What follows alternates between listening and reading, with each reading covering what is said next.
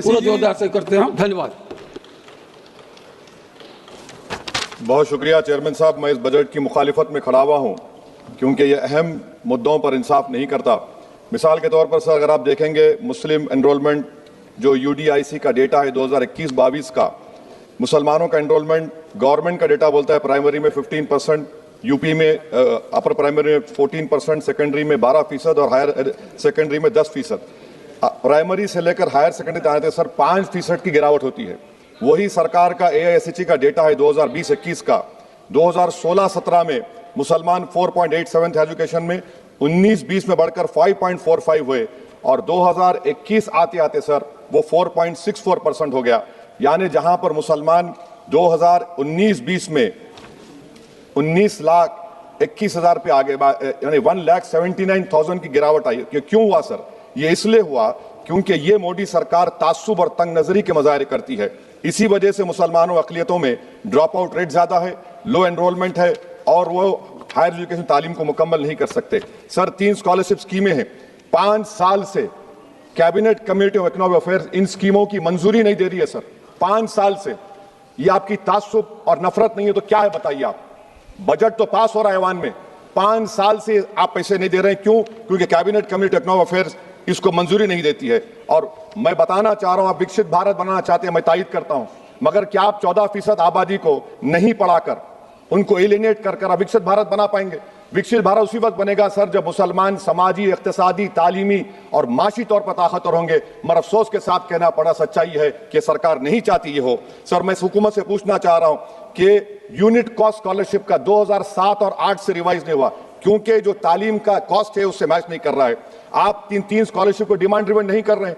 11 साल से आप 10 स्कॉलरशिप नहीं बढ़ाए, वही नंबर ला के रख दिए। मैं डिमांड ड्रिवन करने का मुतालबा करता हूं। सर प्री मैट्रिक स्कॉलरशिप को क्यों 9th और 10th से शुरू किया था?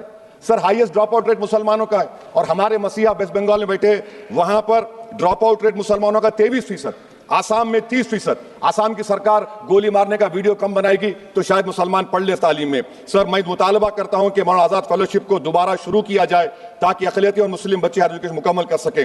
पेरेंटल इनकम आप इजाफा क्यों नहीं कर रहे सर? 1 लाख रुपए, 1.5 लाख रुपए क्या स्कॉलरशिप मिलेगी सर बताइए आप? और सर आपको मिसाल दे रहा हूं, आप तो काबिल आदमी हैं। 2022-23 में बजट था माइनॉरिटी मिनिस्ट्री का 5,000 करोड़, कितना आपने खर्च किया? 16%। 22-23 में सर बजट था 22-23-24 में 3,000 करोड़, 5% खर्च हुआ सर। 24-25 में बजट था 3,180 करोड़, 22% खर्च हुआ सर। PMJV के स्कीम है 1,914 करोड़, उसको आपने कम कर दिया 1,565 करोड़।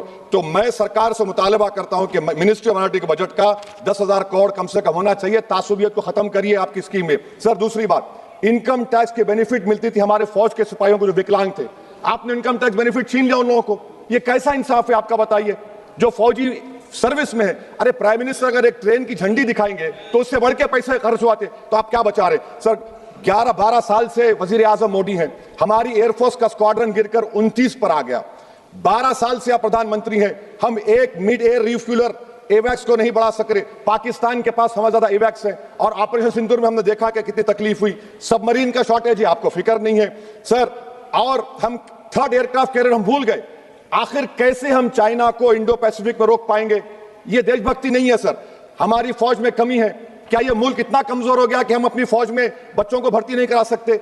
अग्निपथ स्कीम का रिव्यू होना चाहिए। इस ऐवान में चाइना बॉर्डर पर एक बहस होनी चाहिए। सर आप आ जाइए US ट्रेड डील पर, जो ट्रंप ने एग्जीक्यूटिव ऑर्डर 6 फरवरी का निकाला, सेक्शन 4 कोट कर रहा हूं। डायरेक्टली इनडायरेक्टली अगर हम रशिया का ऑयल लेंगे तो 25% लगा देगा।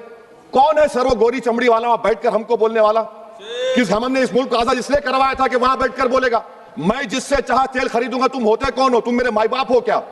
आप 25% लगाएंगे सर। और वर्ड क्या इस्तेमाल किया? इंडिया। यानी अब नायरा जो है, नायरा कंपनी बंद हो जाएगी और हमको मॉनिटर करेंगे, आप भारत को उस पर ओवरसाइट करेंगे। अफसोस की बात है कि सरकार खामोश है। सर 2019 में ईरान का ऑयल मत लो बोले, आपने गलती की, आपने ईरान का ऑयल नहीं लिया।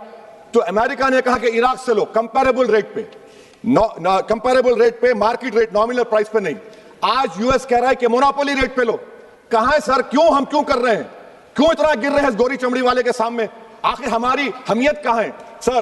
और एक बात बता रहा हूं सर, ये US ट्रेड डील से European 2 minute sir, European union की ट्रीटी से हमारा PLI का पूरा असर पड़ेगा क्योंकि आपने टैरिफ गिरा दिया। आपने टैरिफ गिरा दिया मेडिकल डिवाइसेस पर, आपने टैरिफ गिरा दिया सोफिस्टिकेटेड मशीनरी पर, तो यूएस इंडस्ट्रियल गुड्स आएंगे, तो डीइंडस्ट्रियलाइजेशन का खतरा है इस मुल्क में। Sir, you are be signing a free trade agreement और a force purchase order. Sir, Bangladesh से यूएस ने कह दिया कि हमसे कॉटन खरीदो, zero tariff. Sir, Bhiwandi, Malegaon, Banaras के पावरलूम का क्या होगा? 70% रॉ कॉटन हम देते हैं बांग्लादेश को।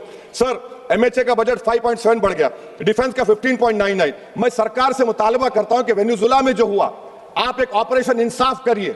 ऑपरेशन इंसाफ के तहत हाफिज सईद, मसूद अजहर, लखवी को घुस के लाइए भारत में, तभी इंसाफ होगा सर। जब तक खत्म कर रहा हूं सर, हम कुलभूषण यादव को भूल गए, वो कुलभूषण यादव उसको आईसीजे में रुकाया। आखिर हम कब लेके आएंगे कुलभूषण यादव को? वजीर आजम इजराइल को जा रहे हैं, मैं उनसे ये मुतालबा करता हूं कि वो गाजा को जाएं, 15 मिनट जाकर देखें, 60,000 फलस्तीनियों खत्म कर दिया गया। और नेतन्याहू पर आईसीजे का अरेस्ट वारंट है, आईसीसी का, और आईसीजे में केस चल रहा है सर। तो मैं आपसे मुतालबा करता हूं कि वजीर आजम गाजा के बारे में देखें। मैं ज़ायनिज़्म मुर्दाबाद बोलता हूं, भारत जिंदाबाद। और ये सरकार तेलंगाना से नाइंसाफी कर रही है, कुछ नहीं दे रही है। बहुत बहुत शुक्रिया सर। बी सेल्वराज जी।